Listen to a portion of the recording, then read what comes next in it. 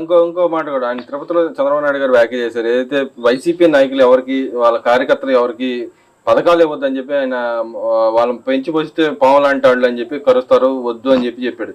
దాన్ని ఆయన రాజ్యాంగ పదవిలో ఉన్న వ్యక్తి ఇలా మాట్లాడుతూ ఆయన బర్తరఫ్ చేయాలని చెప్పి అడుగుతున్నాడు కదా. ఆయన ఎలా బర్తరఫ్ చేస్తారు? వైసీపీ నాయకులకు మిమ్మల్ని పెంచి పోషిస్తున్నారు చంద్రబాబు గారు. ఇంకా ఆ మాటనే ఊరుకున్నాడు. నిజంగా చంద్రబాబు గారు ఆ మాట అనకపోతే వాళ్ళ కార్యకర్తలు ఊరుకోరండి.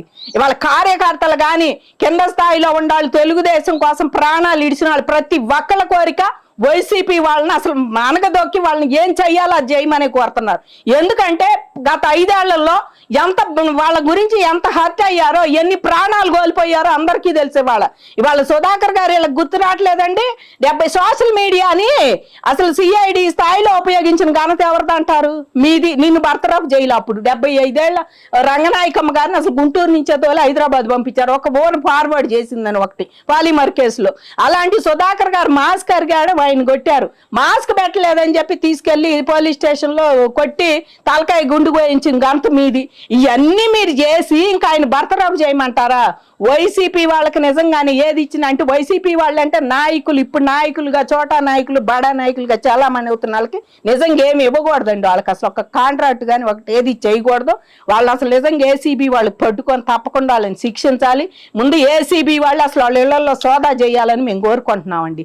ఎందుకంటే ప్రతి ఒక్కళ్ళు ఇన్వాల్వ్ అయి చేశారు. బొత్స సత్యనారాయణ వ్యాక్సిన్ కేసు ఉంది నీ మీద, నువ్వు కూడా ఇంకా శ్మశానం అని మాట్లాడుతున్నావు. నీ కేసు ఏదో నువ్వు చూసుకోయే ముందు, ఇప్పుడు అది కూడా వస్తుంది బయటికి, బాధపడొద్దు. నువ్వు ఏమి లేవు, నేను మాట్లాడతాను. విశాఖపట్నంలో ఇప్పుడు సాయిరెడ్డి తర్వాత నేనే హీరుణ్ణి, సజ్జలు పోయాడు, నీకన్నా కొమ్ములు తిరిగినాడు విజయసాయిరెడ్డి పోయాడు. మాట్లాడి జగన్ తర్వాత నేనేనన్నాడు. మాట్లాడి సకల శాఖలకు నేనే, జగన్ కూడా నేనేనని మాట్లాడినాడు. సజ్జలు పోయాడు, ఇలా దాక్కుంటున్నాడు. పోసాని ఆయన పేరు చెబితే ముందే బెయిల్ వేసుకొని ముందస్తు బెయిల్ కోసం వేసి.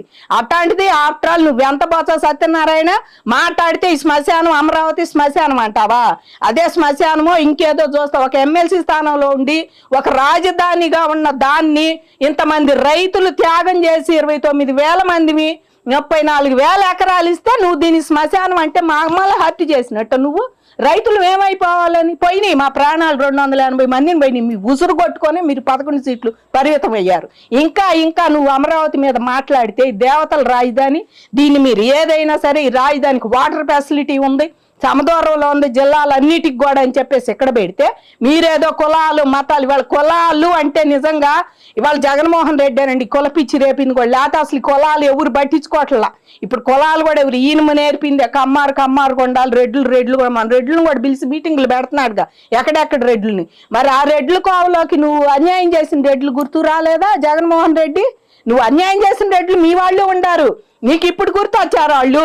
కాలం నాడు పెద్ద ఆఫీసర్లు, పెద్ద ఐఏఎస్లు, ఐపీఎస్లు వాళ్ళే గుర్తొచ్చారు నీకు. రెడ్లు అంటే వాళ్ళు ఉండాలి నా చుట్టుపక్కల, నా పక్కన అని చెప్పి అందరిని వాళ్ళనే వేసుకున్నావు. ఏ స్థాయిలో అధికారిని ఆ స్థాయిలో నీ కుల వాళ్ళని ఉపయోగించుకున్నావు.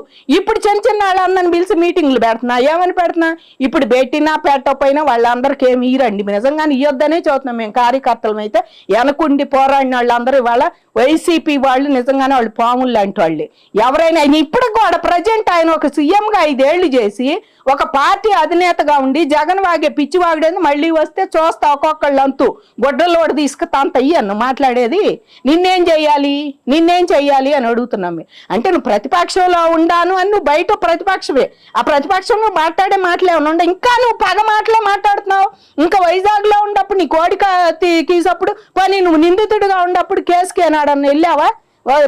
హైదరాబాదు పని ఇప్పుడు బాధితుడిగా ఉండి ఏనాడన్నా వచ్చావా?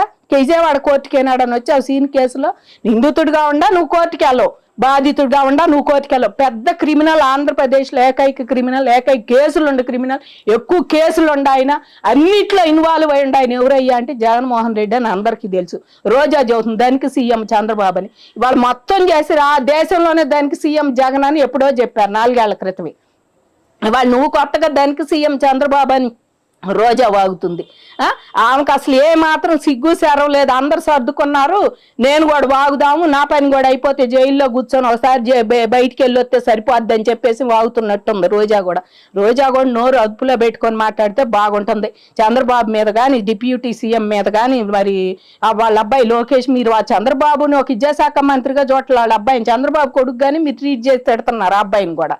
కాబట్టి వాళ్ళు ఎవరైనా ఐటీ శాఖ మంత్రిగా ఉన్నాడు, రేపో మాపో కంపెనీలన్నీ వచ్చినాయి, వచ్చాక శ్మశానం ఏందిరా అని అప్పుడు అడగాలి బొత్స సత్యనారాయణ తీసుకొచ్చి. ఈ శ్మశానంలో దెయ్యాలు ఎక్కడ ఉండయో చూడమనాలి. మరి అంతే కదా, శ్మశానంలో సమాధులు ఉంటాయి. ఎవరు సమాధులు ఉంటాయి? మా ఇల్లు సమాధులు. ఆయన మీద తప్పకుండా కేసు పెట్టి చర్యలు తీసుకోవాలండి. శ్మశానంలో ఉండే సమాధులు, ఈ అమరావతిలో ఉండే ఇళ్ళన్నీ ఆయన సమాధుల కింద కట్టాడు, మమ్మల్ని అందరిని ప్రేతాత్మల కింద కట్టాడు. వాళ్ళు 5 ఏళ్ళు అట్టాగే బతికాం, జీవం వచ్చాం, చచ్చిన వాళ్ళకి మళ్ళీ ఎవరి కాళ్ళు మన నిరసన తెలుపుతా. ఇప్పుడు బతకాలంటే మేము వల్ల కాదు.